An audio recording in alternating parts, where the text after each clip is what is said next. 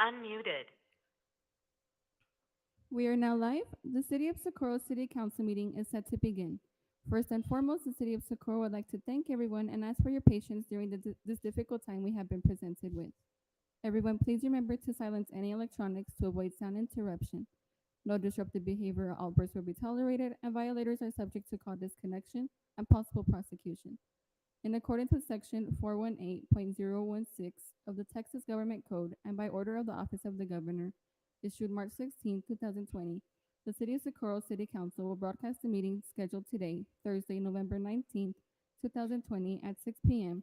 from the City Hall chambers located at 860 Rio Vista Road, Socorro, Texas, via telephone conference and live stream in order to advance the public health goal and practice social distancing to slow the spread of the coronavirus, also known as COVID 19.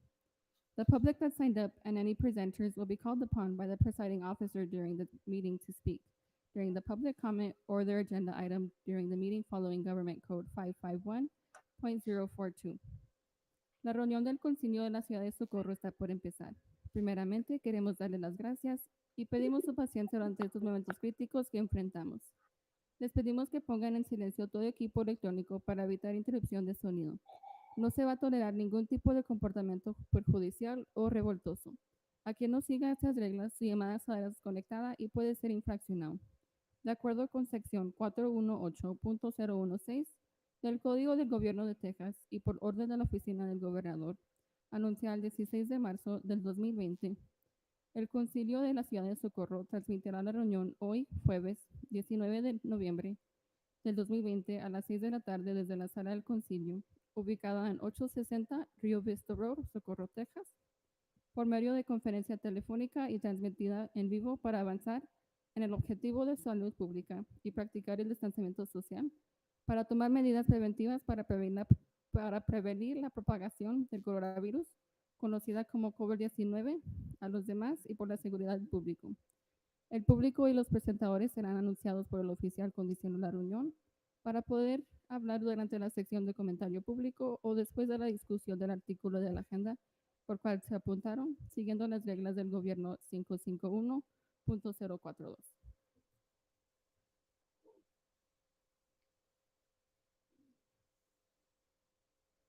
It is now 6:12 and we will call this meeting to order.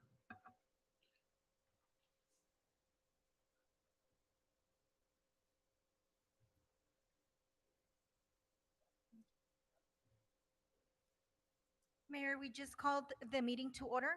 Do you want to go to item number 2? Item number 2, Ms. Arte, would you please lead us in the Pledge of Allegiance? Yes, ma'am. I pledge allegiance to the flag of the United States of America and to the republic for which it stands, one nation, under God, indivisible, with liberty and justice for all.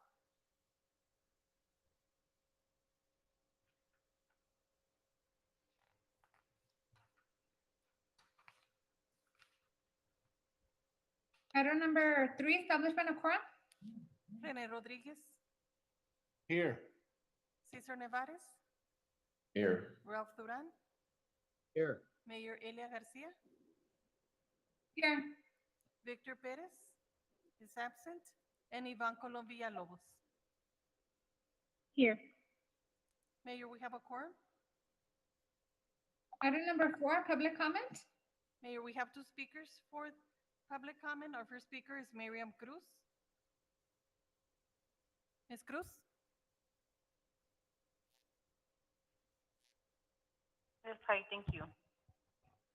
I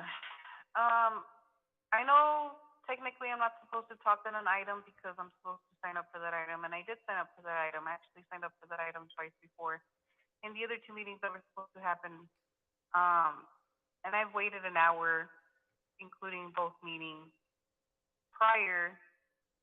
both meetings, trying to talk on this item. So I'm going to talk about it right now because I don't want to wait for the meeting. I'm probably not going to be able to talk on it later. I'm just going to start talking. If you guys shut me up, well, I mean, that's on you guys, but maybe you guys can move it up.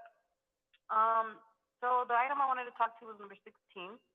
I wanted to, first of all, thank Mr. Medina and everyone else who worked on this. It's the Neighborhood Traffic Management Program. First of all, it looks fantastic. Everything that's set up, it looks really good. Really well thought out. And one of the things that I wanted to mention was that some of these traffic calming measures was exactly what I was talking about, probably over a year ago when I mentioned it at one of the meetings, which is what, staff from the county commissioner's court, for, Commissioner Vince Perez had showed to me, whenever I had stopped to talk to them, about some of the roundabouts that you guys had, added to the future plans of the city. And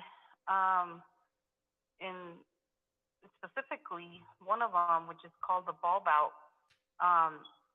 is the one that they suggested would be a good idea. It's I don't remember his title, but it's one of the guys who's a engineer of some sort, who mentioned that the bulb out might be a good idea, Stockyard and Cielo Azul, which is obviously something that I've mentioned to you guys that there's a lot of speeding going on. I appreciate that there's criteria now that's going to be looked at if and when something is to be implemented. But I have a few questions, and I hope that they get answered later in the meeting by either Mr. Medina or anyone from staff. I have, for example, a question about what if there's a situation like there are in so many scenarios of something that just doesn't fit the criteria, but there's a showing that maybe there is something that's needed. Obviously, things are either going to fall in the criteria or they're not.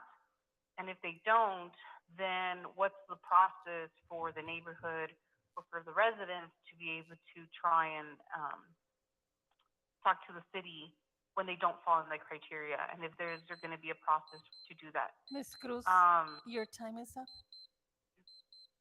Oh, wow. I shouldn't have talked so much about what I was going to talk about. All right, thank you. Our second speaker is Yvonne Colon Villalobos. Ms. Villalobos? Hi guys, I'm here. No, ready? Yes, ma'am. Alrighty then. So guys, I wanted to apologize for the last few meetings. One of them I was hospitalized and I meant to phone in, and with the medication and whatnot, I forgot. So I apologize for that. But the other thing I wanted to mention is our constituents were extremely upset over the many propositions that were on the agenda, on the ballot. And they requested over and over that next time we have something like this, which we probably will, because we will continue to change the charter, is that we do it separately from any election, because they have so much, it was so long, and then of course, some computers were working and others weren't, and it was unnecessary what they're saying. And I'm relating their message because we need to hear it. These are constituents, And so the other thing I wanted to mention is they were very upset because in the past, the changes were mailed out. Not everybody uses a computer or knows how to use the computer, and obviously a lot of them did not know they were online. So I wanted staff and city manager to take that into consideration next time we have changes to the charter. Thank you. Mayor, and those were all our speakers. Hello, everyone. Hello, Mr. Perez. Moving on to item number 5, order for the County Commissioner Rudy Cruz Sr.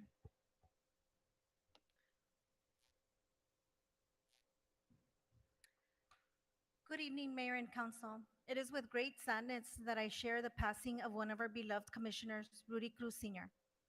Mr. Cruz served proudly as a city commissioner in the Board of Adjustments since 2017. Mr. Cruz was highly active in helping the community and residents of our city, and always strived to instill the values of family, honor, and tradition into his work. As a local business owner, Mr. Cruz worked with many of our community members day to day and understood the challenges and opportunities facing Socorro businesses. As a memorial and tradition, the City of Socorro will be displaying his portrait in council chambers. The City of Socorro would like to extend our condolences, thoughts, and affirmations with all the Cruz family in this difficult time. We would like to ask our mayor and council for a moment of silence while we show a short video in his honor.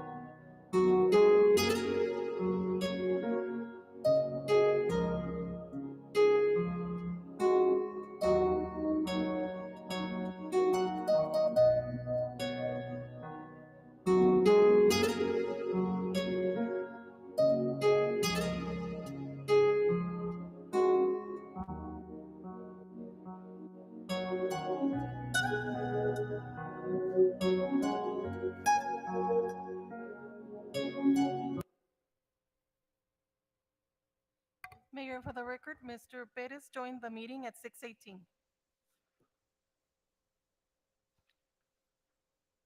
Thank you, Mayor. Moving on to consent agenda, do we have a motion? Motion to approve. Second. Second. René Rodríguez, Aye. Cesar Nevares, Ms. Navarro, you're very far away. You sound very far. Yeah, I can't hear you. Mr. Nevares, Yes. Ralph Duran, Here, yes. Victor Perez, Aye. and Ivan Colom Villalobos. Yes. Item number 12, discussion and action to approve the submission of a grant application to the Texas Historical Commission fiscal year 2021 Certified Local Government Program to offset the cost of an interactive website and virtual map/tour of the Rio Vista Farm Historic District to educate the public about the complex history of the site and increase accessibility to the site. There is a match requirement of 1-to-1. Make a motion to approve. Motion to approve. Second. Good afternoon, Mayor and Council. This is a grant application to the Texas Historical Commission. We have been successful in receiving grants through the Certified Local Government Program, and we are requesting up to $10,000 in matching funds for this project. The project is an interactive 360 virtual tour of the Rio Vista Farm Historic Complex. As you know, due to COVID-19, we are limited in the number of people that can visit the site and learn about its history. We're hoping that by making this virtual tour accessible, we can not only educate our local residents, but potentially introduce this rich history to many other audiences across the United States.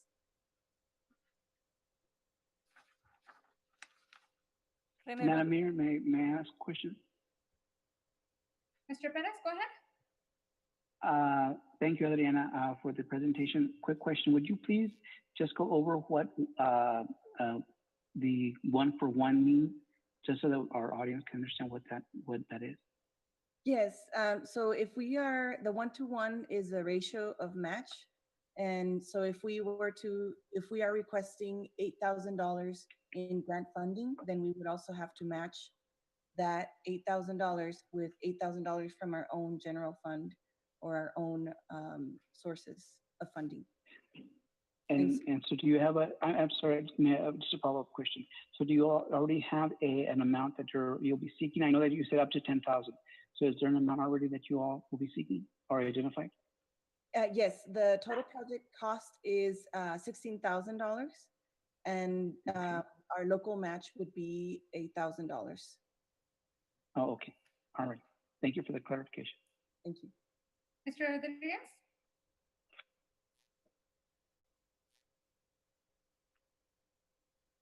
No, she answered my question. It's because it was broad. We asked for, we approved for $10,000, and I totally agree with Mr. Perez where we wanted just a clarification. But my question is, why did we just approve up to 10,000 when it's 8,000? Is it because there might be some unforeseen additional fees or stuff like that? That's why we moved it up to 10. Actually, no, I do apologize. When we submitted this agenda item several weeks ago, we didn't have we had several quotes for the project, but we didn't have an exact project total. Since then, we have received an updated budget. And so that's why we now know that it's $8,000 match. That is perfect. Thank you.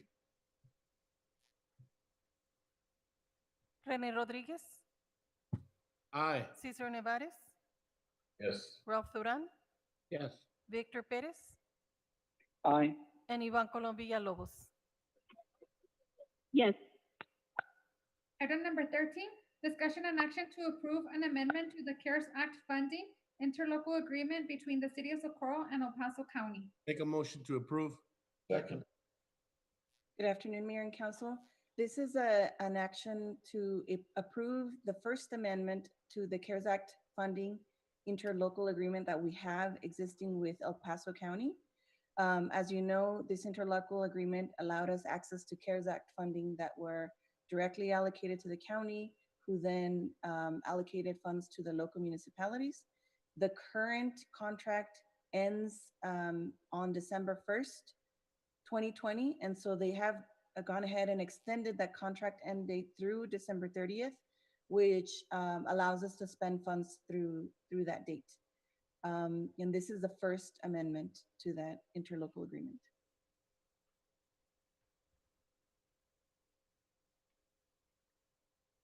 Rene Rodriguez, Aye.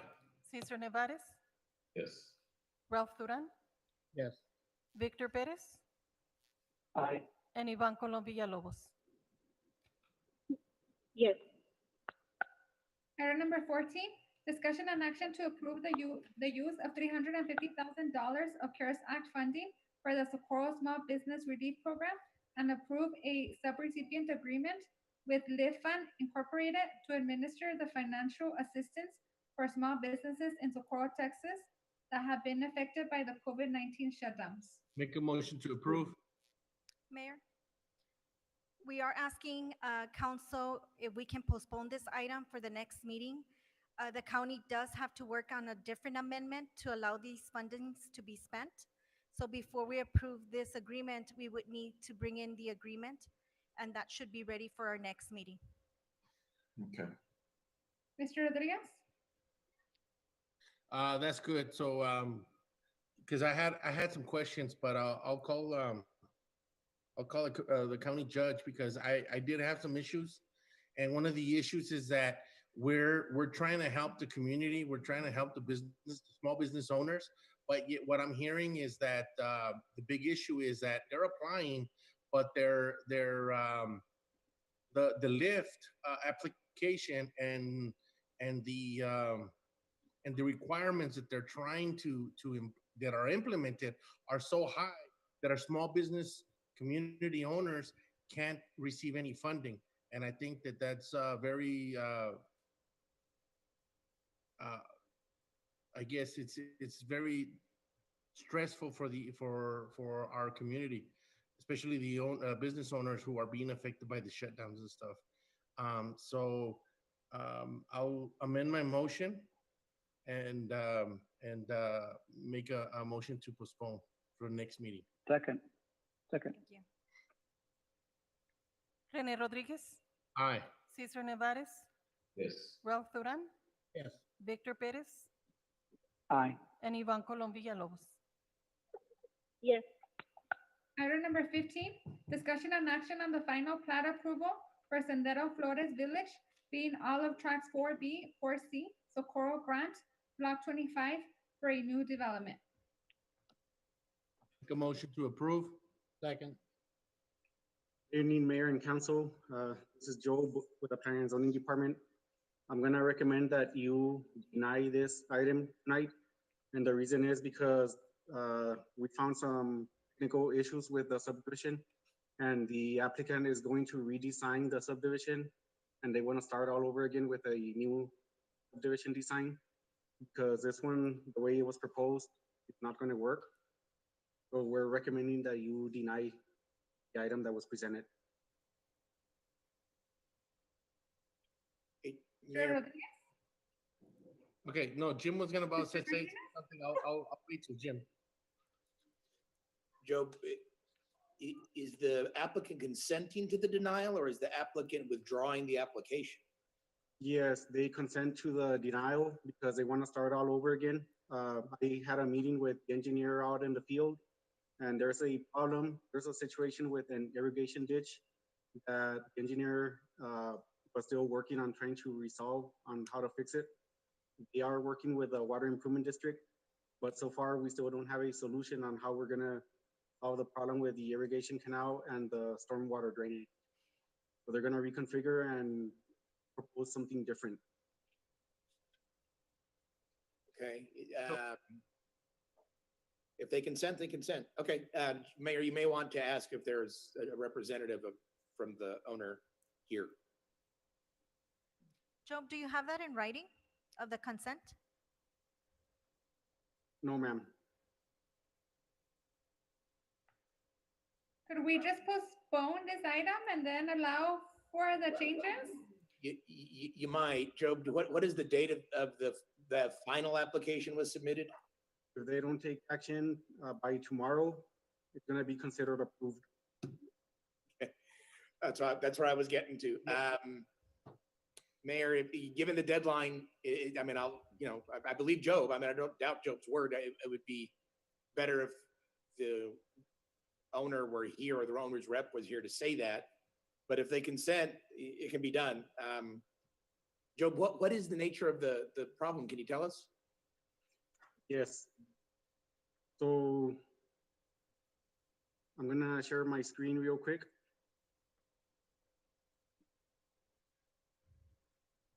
This is something that was not shown on the improvement plans. That's the reason why I called for a meeting out in the field with the engineer. The problem is that there's an irrigation canal that crosses the roadway. And the way they're proposing this subdivision is they want to put a ponding area on the left side. But the problem is there's an elevation difference here that it's not going to allow runoff from the street, from this corner, go into the ponding area. Okay. So what they're gonna do is they're gonna redesign this portion, and then they're gonna relocate the irrigation canal with permission from the Water Improvement District, potentially putting it inside the lots that they're proposing. And they're gonna create an easement, and they might need to install some flumes or inlets to allow the stormwater to run into the pond. They're also gonna relocate the ponding area, and they're gonna propose it to be in the middle of the subdivision instead of on the far end. So that was the problem that, I'm sorry? Who's the owner? Mr. Flores, Raul Flores is the owner. And I also met with the owner, Mr. Flores was here, and he agreed that something needs to happen.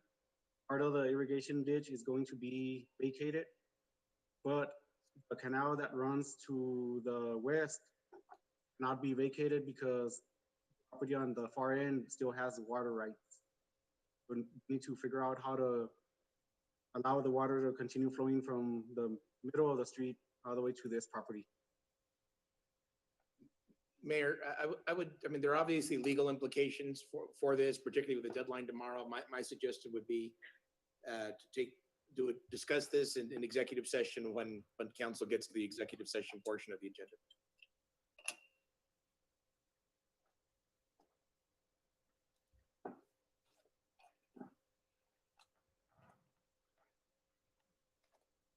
So would the motion be, would it need to be rescinded at this time? Yes. I rescind my motion and we'll leave it until we go to executive. Item number 16, discussion and action to approve a neighborhood traffic management pilot program. Make a motion to approve. Second.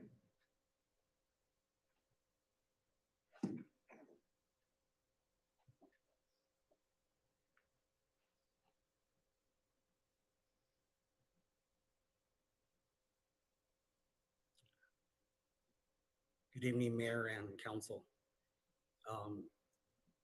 Can I have the information from the agenda brought up so I can kind of walk through it, please?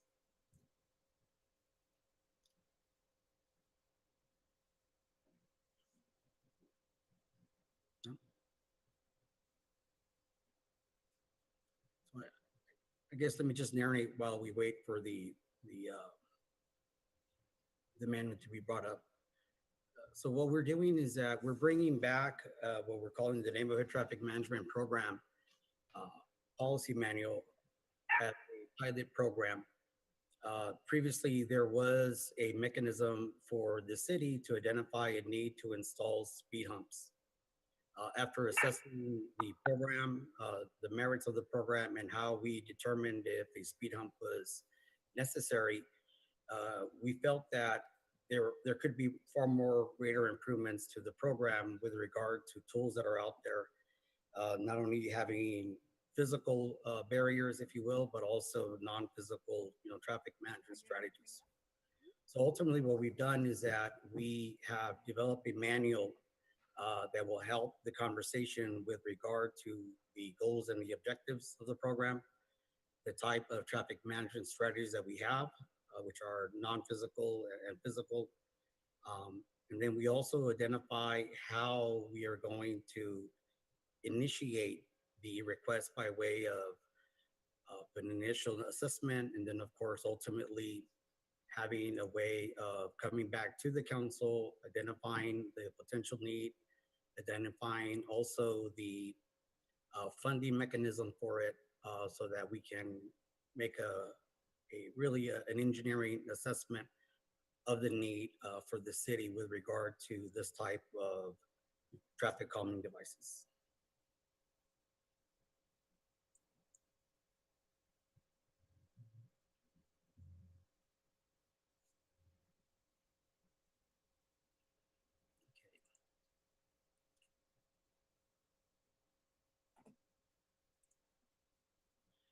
So one of the first things that we want to discuss is what are the goals and the objectives of the program. And so certainly we're identifying three key elements.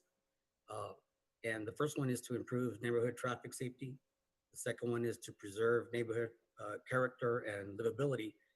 And of course, the whole functionality of the manual and the program is to increase neighborhood public involvement.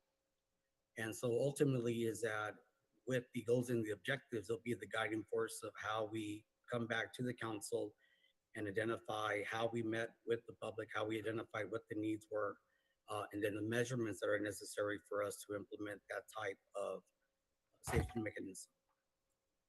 So the way that we'll get there is by introducing two forms of traffic management strategies. The first one, of course, will be a non-physical traffic management strategy. And what we're looking for here is 4 components. The first one is, of course, having safety education and community involvement. The next one would be some mechanism of police enforcement or involvement. The third one would be pavement markings. Then, of course, lastly, the last one that we're looking for is signage. With regard to physical traffic management strategies, we're looking at three key components. The three elements are speed management, traffic volume management, and of course, removing of the unwarranted traffic control devices. One very good example is that we may have too many stop signs in some of our neighborhoods. And so that would be one thing that we would be assessing as we move forward with regard to the safety of the neighborhood. So ultimately is that what we are looking for in the program is to install these mechanisms as warranted on collector roadways and below. So when you looking at arterials, whether they're a principal, a major arterial, or even a freeway, the practice is not to install these type of devices on those type of facilities.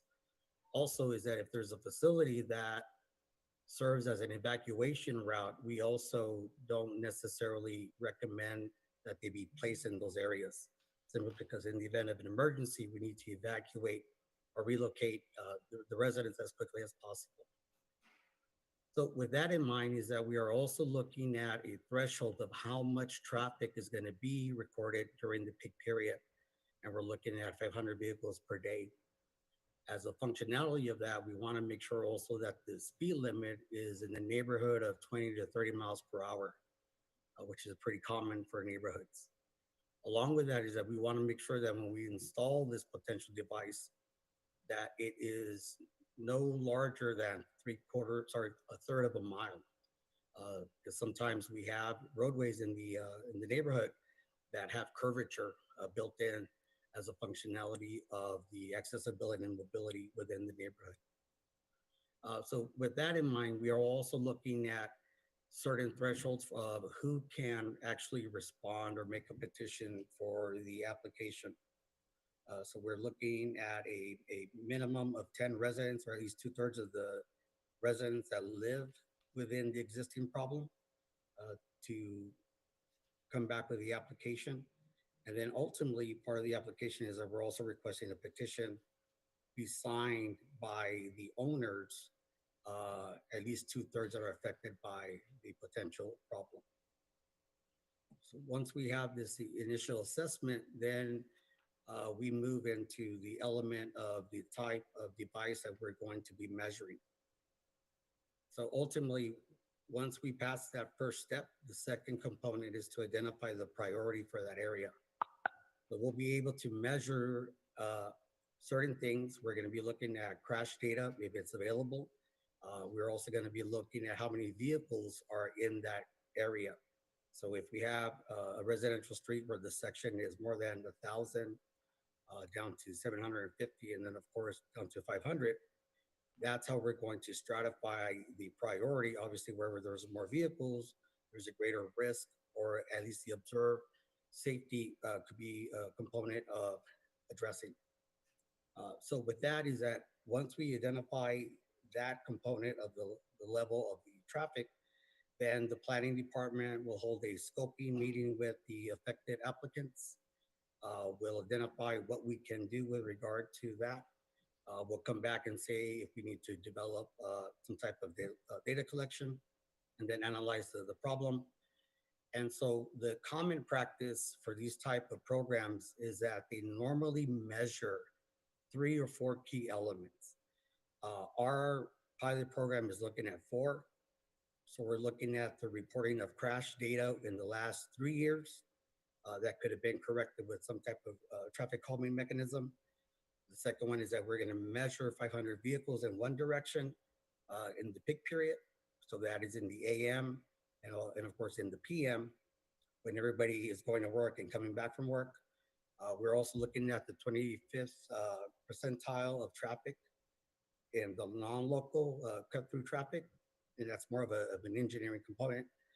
But ultimately, I think everybody understands the 85th percentile because that's the posted speed limit that we see out there. There's a design speed, and then there's a posted speed, and the posted speed is definitely the 85th percent of all that information that's collected out there. So once we do all that, then we'll come back and look at what type of solution is warranted in that area. So if we identify that there is a problem, we'll look at some of the nearly over 15 strategies that we have under the pilot program. So if we identify a speed cushion, we'll come back to council and say this is a recommended solution. We'll develop a baseline and then we'll put the device out there. Then we'll let it run for a couple of weeks and then do an analysis to see if it's truly effective. If it's not effective, then we may have to come back and find a better solution. Then ultimately is that all this is approved by the city council. And then if it's approved, we move forward and Public Works will ultimately install the device. So at this point, if anybody has any questions or comments.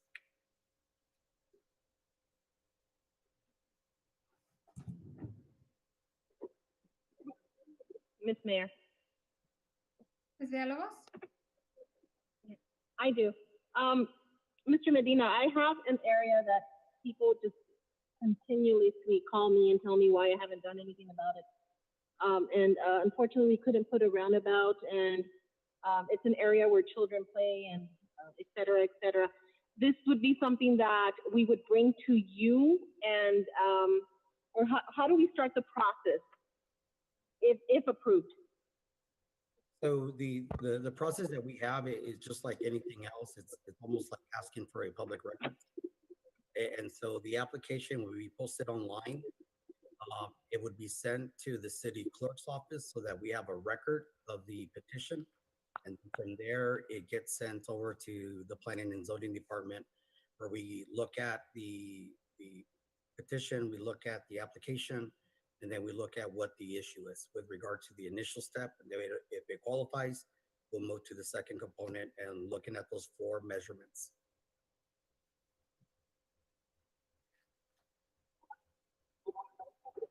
Okay, thank you, sir. I appreciate it.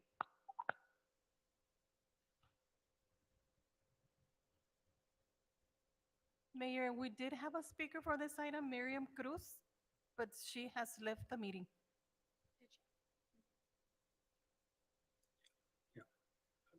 I think if I can just elaborate why it's important to introduce it as a pilot program. Because ultimately, we can always look at the literature that's out there. We can look at best practices. And unfortunately, it's not until you're out in the field that you'll truly understand what the issue is. You can have all these elements incorporated into a manual, but ultimately 1 or 2 things may or may not occur that we'll have to come back and amend the program. So at any given point, of course, this is a live document. It can be amended by the council at their will.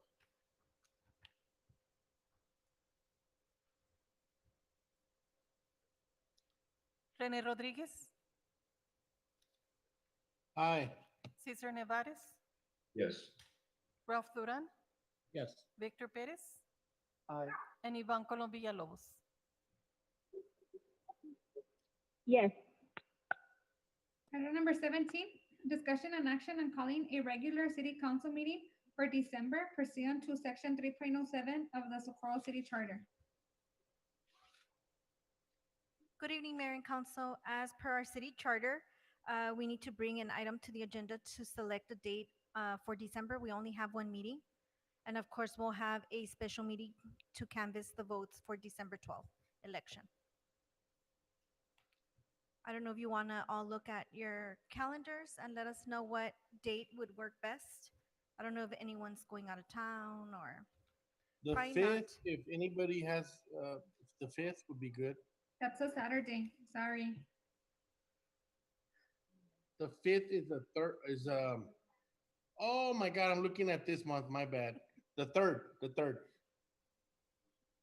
Pretty open as long as it's at 6 o'clock. That's so. Yeah. Do we have a lot of pending items for December coming up, or is it mostly the canvassing of the votes? mostly the canvassing of the votes. We'll bring the amendment of the CARES Act funding and anything else that comes up from here to there. Just bring the champurrado. Yes.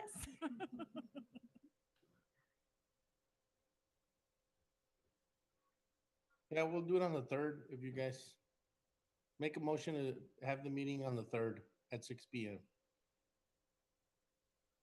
Second.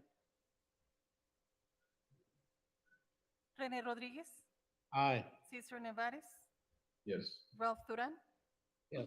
Victor Perez, Aye. and Ivan Colom Villalobos. Yes. Item number 18, discussion and action on appointing a new mayor pro tem pursuant to section 3.03 of the Socorro City Charter. Make a motion to leave Mr. Nevares as Mayor Pro Tem. Second.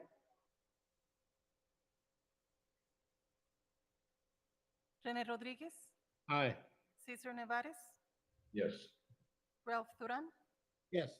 Victor Perez, Aye. and Ivan Colom Villalobos. Yes.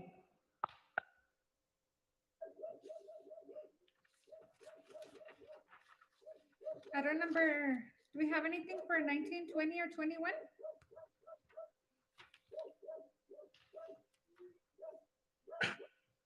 No, Whose Mayor. dog is that? No, ma'am. No, ma'am, not for 19 through 21, but you do have two other items. Do we have a motion to go into executive session? So moved. Second. Rene Rodriguez, Aye. Cesar Nevares, Yes. Ralph Duran, Yes. Victor Perez, Aye. and Ivan Colom Villalobos. Yes. Oh, I'm sorry, Mayor, Mr. Martinez? You muted yourself, sir. I would suggest that someone add to the motion for number 14, that item is being taken into executive session to consult with the city's attorneys. Number 15. I would amend my motion to I'm add, sorry, 15. Yes, ma'am. Yes, ma'am.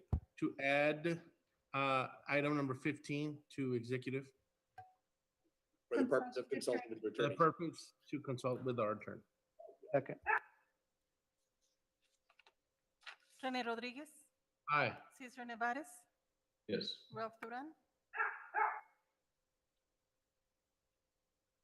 Mr. Duran, Yes. Victor Perez, Aye. and Ivan Colom Villalobos. Yes. Okay, I can just have a second to put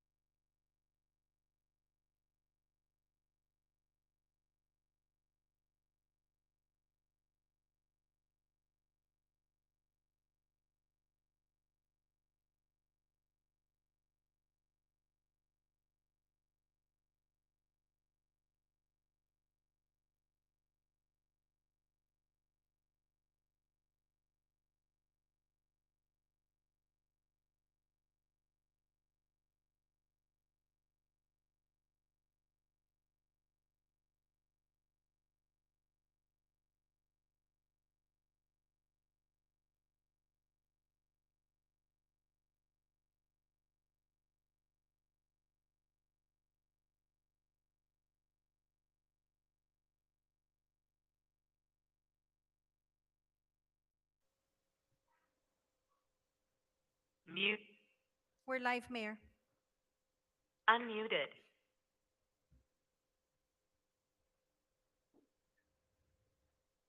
Mayor, we're live. Hello? Yes, ma'am, we're Yes, ma'am. live. Okay, going back to item number 15, discussion and action on the final plat approval for Sendero Flores Village, being Olive Tracks 4B, 4C, Socorro Grant, Block 25, for a new development. Motion to deny based on non-compliance.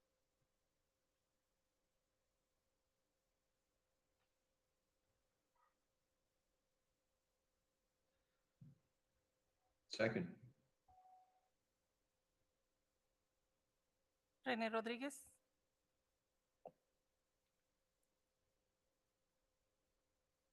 Mr. Rodriguez is absent. Cesar Nevares, Yes. Ralph. No, Duran, no, I couldn't, excuse me, sorry. I couldn't get the screen went black. Aye. Ralph Duran, Yes. Victor Perez, Aye. and Ivan Colom Villalobos. Yes. Mayor Pro Tem, you have to read out item number 22. Hold on.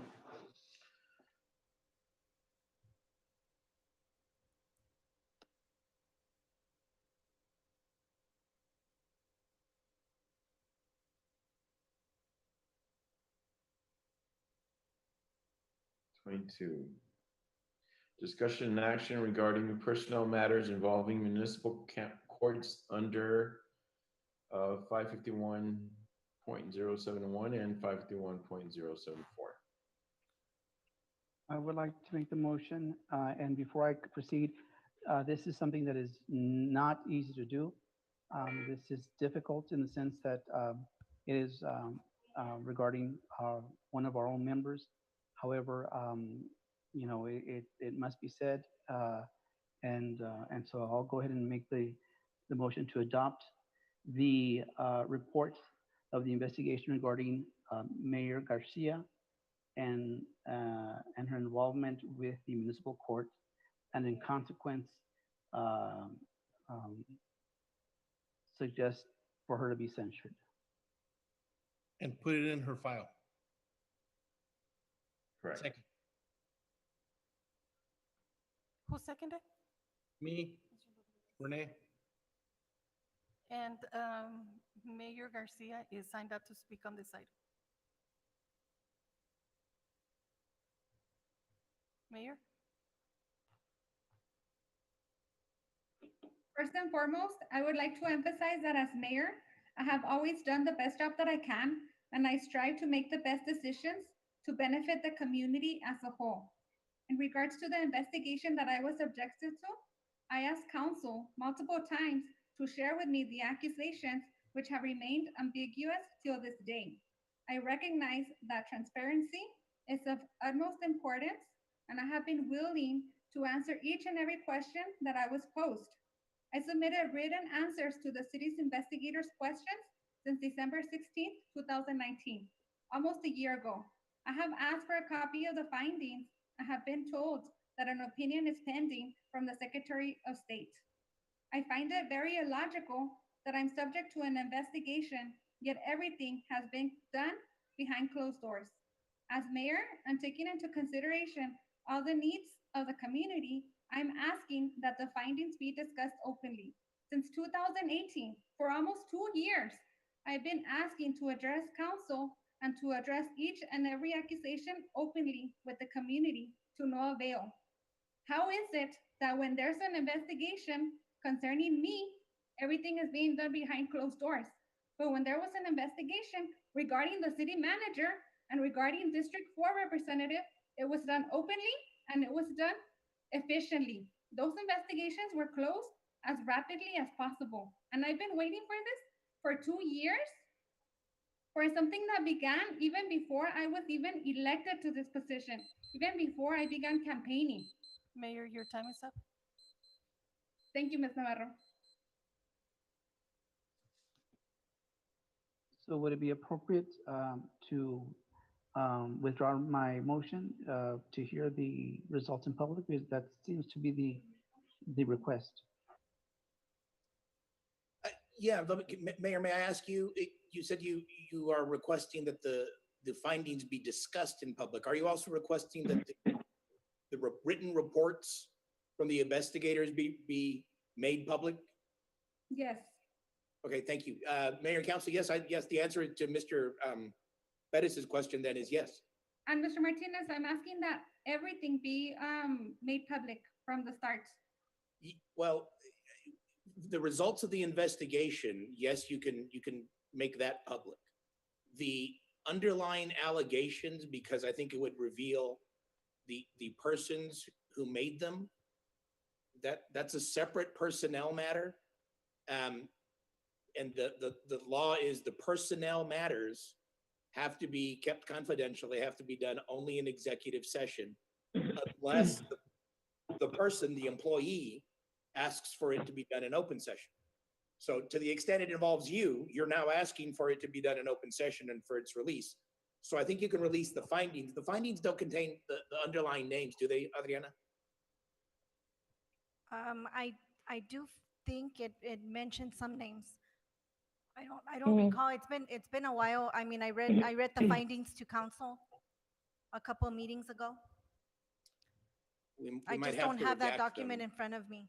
Yeah. We might have to redact them. Here's the problem, and it's just, I mean, it happens in organizations. It happens where, when there's more than one employee. You could have an incident that is a personnel incident, and you're going to investigate. And two people say, we want it done in open session, and then two people say, no, we don't. We want it done in closed session. Or they don't say anything, and the default is you have to do it in closed session. Well, then you're in a difficult position. I mean, for these two people, that has to be done in open, but you have to do it in a way that doesn't disclose the other two people, the identities of the other two people. That's what you're facing.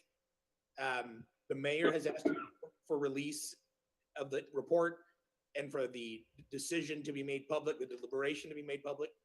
And again, you can do that as to her, but I don't think that request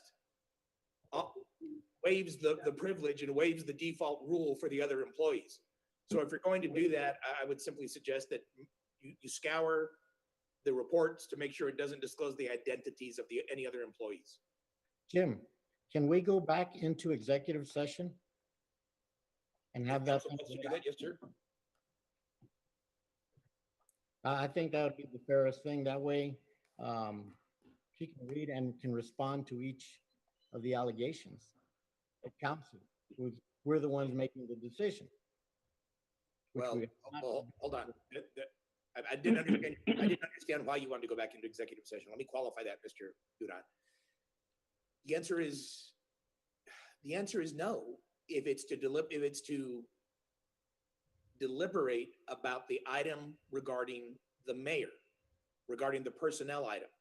If you're going to seek legal advice from your lawyers about that, you can still do that. This is one of the weird things. There are two ways to get this matter into executive session. One is the personnel matter, which is by default an executive unless the employee requests otherwise. And the other is to consult with your attorneys. So you can still go and consult with your attorneys. You can't deliberate the personnel matter generally, which would include asking questions of the mayor, because she's now asked that it be done in open session. Did she ask to have it done in executive? She could withdraw that request, in which case it would be done in executive session. But if we do that in executive session, I think she gets excluded from executive session because she is the one who is the subject of the item. Okay, that's a catch-22. Right, Okay. and then if she does withdraw it and she wants to do it only in executive session, then I don't think you're authorized to release that report. Okay. Right, I mean, it's just, the box gets smaller and smaller.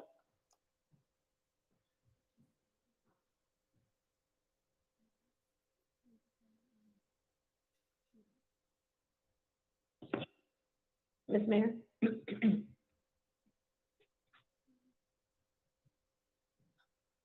Ms. Mayor? Handling this item, Ms. Villalobos.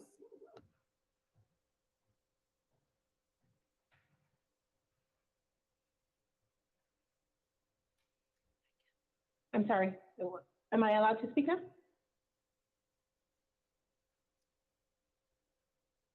Mayor Pro Tem. Hello? Go ahead. Oh. Okay, I get it. Mayor Pro Tem, may I speak?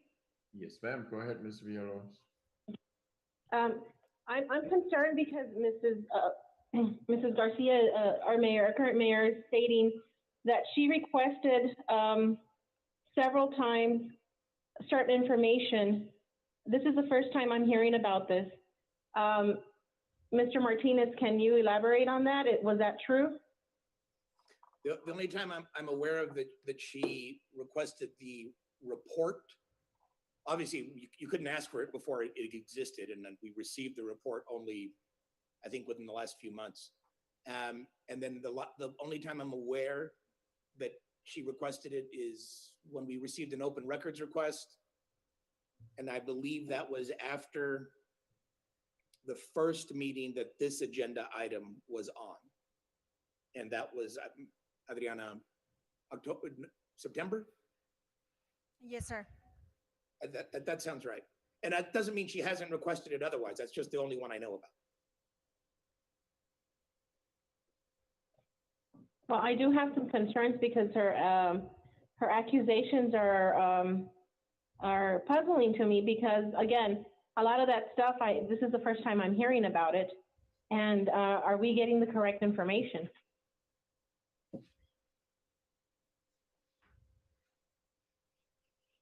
Ms. Villalobos, the problem is that this investigation has been ongoing for about 2 years.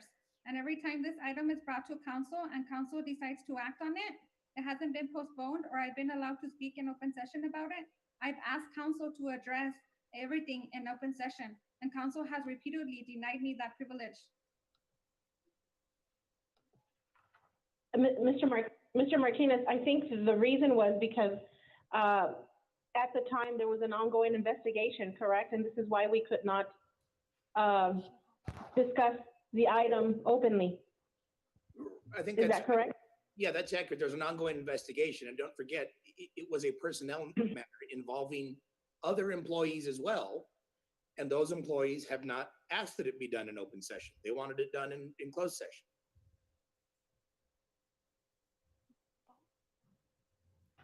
So you're saying there was no other way of handling the situation? Yeah, I don't think there was there was if the other employees had asked for different things. But given the fact that they didn't, I think we had to do that in closed session.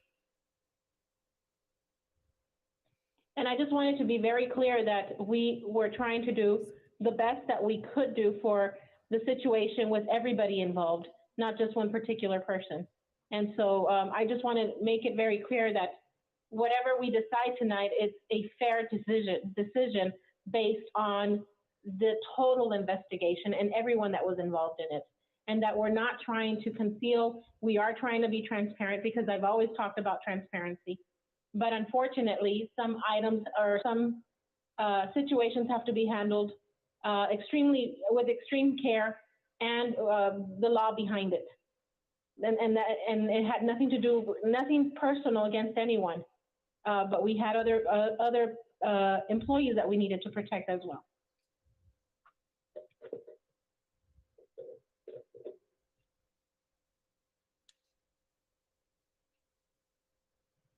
Mayor Pro Tem. Mr. Rodriguez. You know, I understand it's been long. This before, but you know, we gotta also understand. Besides the fact that it's an ongoing investigation, we also had the coronavirus 8 months ago. So those are things that be pushing it back. As far as making it publicly, that's incorrect. That's an incorrect statement because we can go back to the videos of council and never have we heard that you wanted it publicly. Second of all, now that you are requesting it, we could just redact those names and let that information out, and that's what we'll probably do. So I think that it's something that is long overdue, and we should just act on it. Mr. Rodriguez, I requested to address council publicly in February of 2019. We can go back and review the video.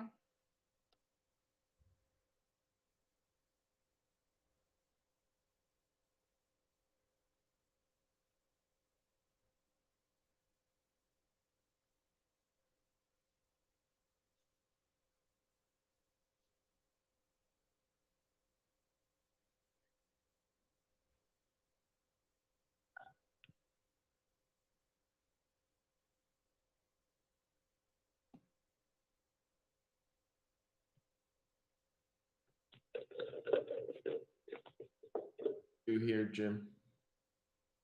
I think you have a, I'm sorry, but did Mr. Bettis withdraw his motion? Yes, he did.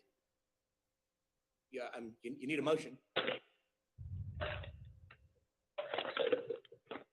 And that potential motion would be to disclose the findings, is that correct? Yes, sir. As appropriate, as appropriate. Yes, if the mayor, if the mayor is now asking, you know, yeah, that's right. If the mayor is now asking that the personnel item concerning her be done in open session, I think you can do that as long as you don't reveal the identities of the other personnel involved. And without reviewing them, I simply don't recall whether the investigation, the reports of the investigation contain their names. If they do, you'll need to redact them. One more question then, if that's the case, in terms of the redaction, does that mean that the report would be read aloud in chambers or at the meeting, at this meeting? I think you have that, you can choose to read it if you wish to do so. I mean, my only concern is that if someone is reading it, or if that's the way this is decided, I would feel more comfortable that the redactions be done beforehand to avoid any unintentional error of reading out a name. That's a good point. So then, another point, so then is it possible then, and I don't want to drag this out any longer, present this item at the next available meeting so that we can dispose of it? Council can always postpone an item, yes, sir.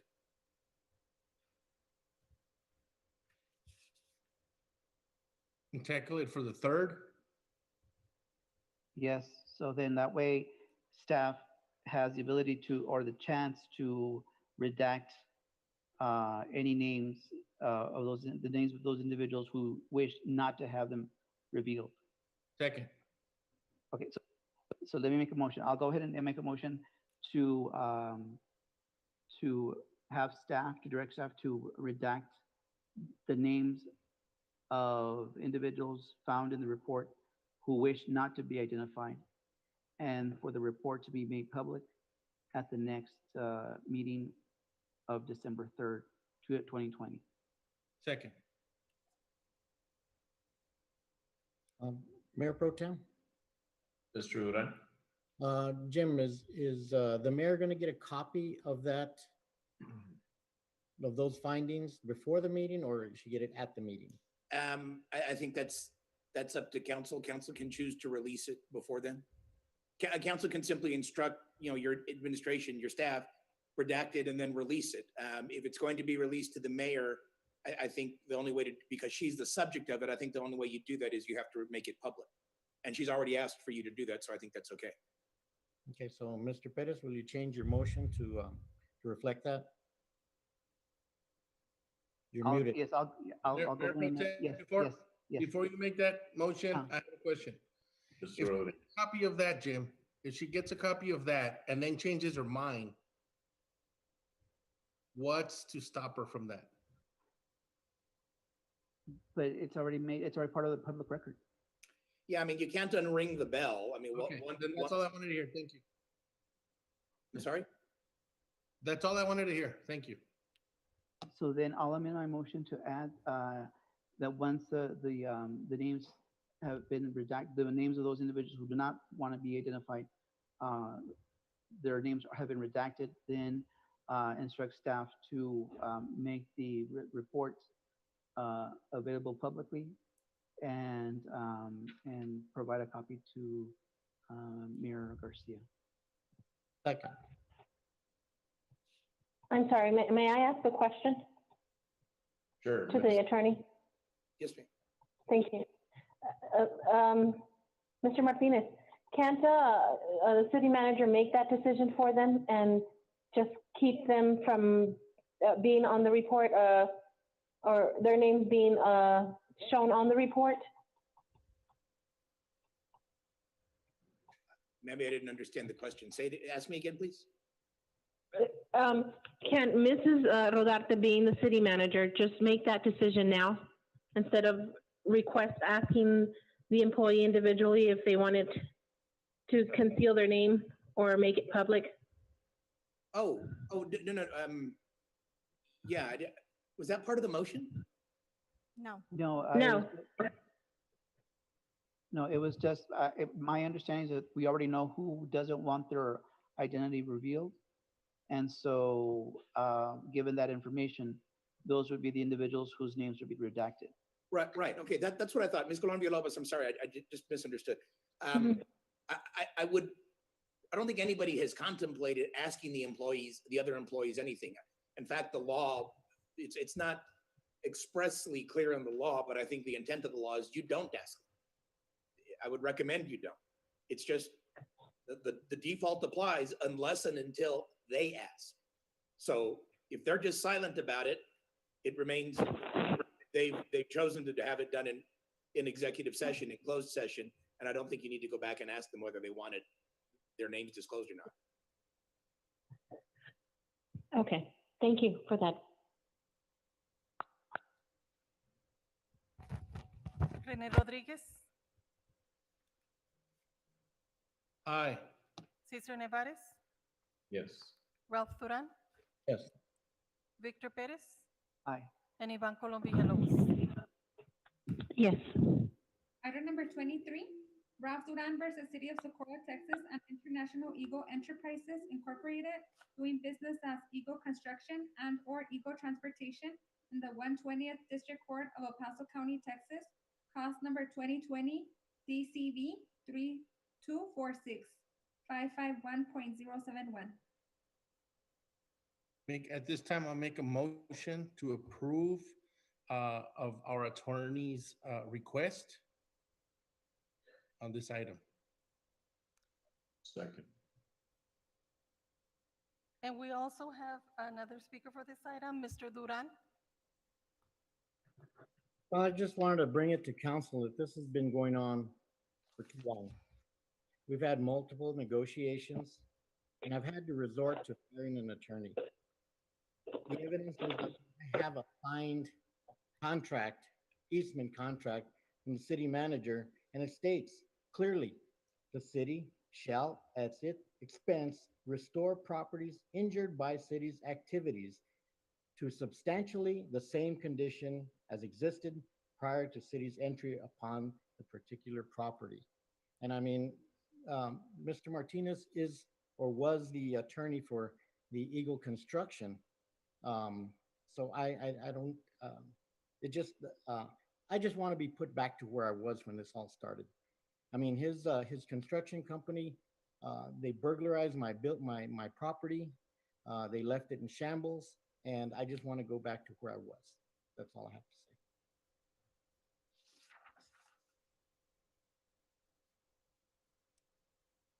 Rene Rodriguez.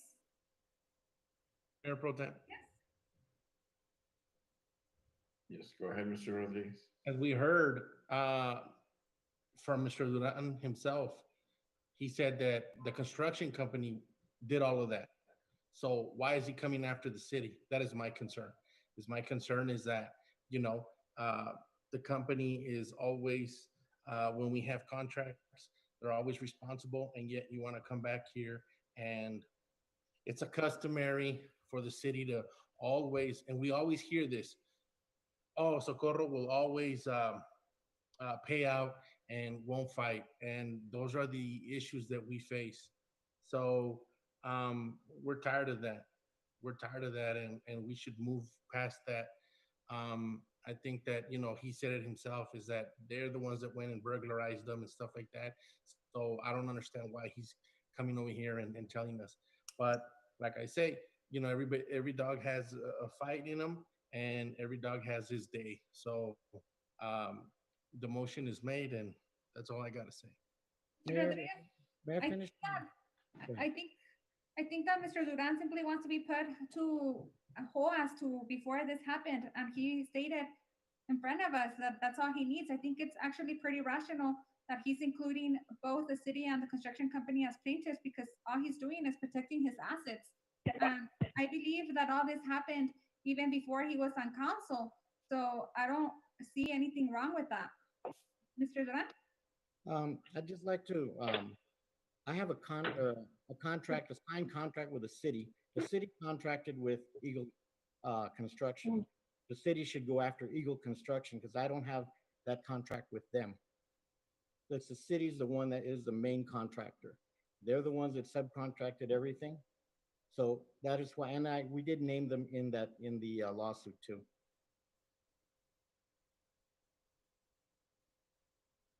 Mayor Pro Tem, man. Mr. Martinez? Excuse me. The only thing I wanted to say is Mr. Duran mentioned that I think he said I represent International Legal. My memory is I've represented International Legal on something at some point in the past. Perhaps obviously I've never represented them in connection with the bridge project. No, I didn't say that. I just said that you have represented them.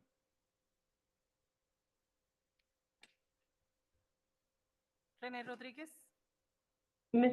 I'm sorry, one more, Mr. Mayor Pro Tem, Mayor? Yes, or Mayor? I'm sorry, can you guys repeat what the motion was? I think we forgot to mention what the motion was. The motion is just to grant our attorney's request as discussed in executive session. Yeah, thank you. Rene Rodriguez? Aye. Cesar Nevares? Yes. Ralph Duran? Abstain. Victor Perez? Aye. And Ivan Colom Villalobos? Yes.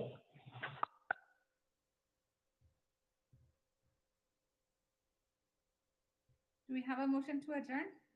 Motion to adjourn. Second. Rene Rodriguez? Aye. Cesar Nevares? Yes. Ralph Duran? Yes. Victor Perez? Aye. And Ivan Colom Villalobos? 7:49, meeting adjourned. Be safe, everybody. Yes. Thank you so much.